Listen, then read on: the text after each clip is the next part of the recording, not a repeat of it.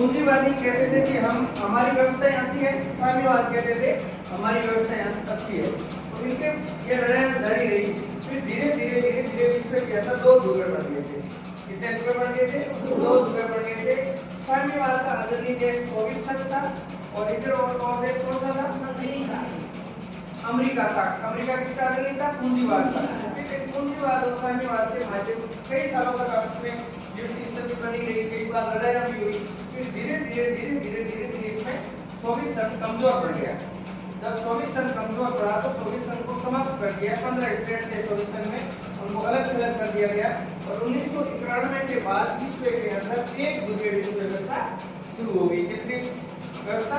एक ध्रुवीय। तो सोवियत संघ समाप्त हो गया और सोवियत संघ समाप्त हुआ तो विश्व के अंदर एक देश होता है अमेरिका। अमेरिका की हेगेमनी एक अपने टॉपिक चलता है। हेगेमनी का तात्पर्य होता है अमेरिका की दादागिरी।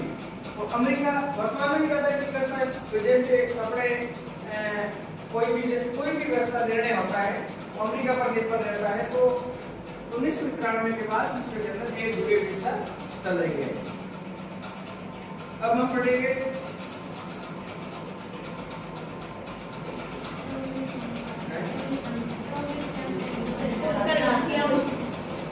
सोवियत संघ का विघटन क्यों हुआ। अब बात आती है कि सोवियत संघ का विघटन क्यों हुआ।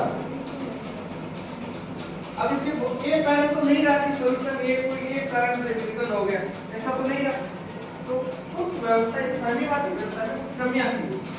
क्या कमियां थी? लोग विचारों को झगड़ा जाता था। मतलब साम्यवाद के अंदर विचारों को झगड़ा, उसको मतलब उनकी योग्यता के अनुसार जब कोई आदमी को चीजें नहीं मिलती है। पूंजीवाद का सीधा सिस्टम है कि योग्यता अनुसार उनको वितरण करना।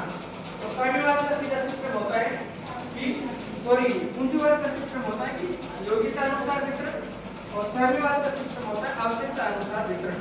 साम्यवाद साफ शब्दों में कहता है कि जितनी आवश्यकता है उसके अनुसार वितरण करो और नहीं आवश्यकता है तो उससे वितरण करो। जैसे मेरे पास मान लो 5 किलो गेहूं है और मेरे परिवार में डेली 1 किलो गेहूं की आवश्यकता है। तो साम्यवाद यह कहता है 4 किलो आप अपने दूसरों को बांट दो, आप 1 किलो ही रखो।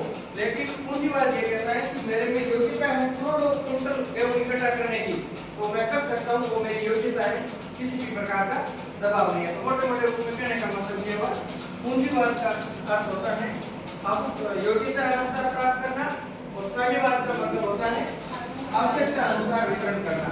ओके।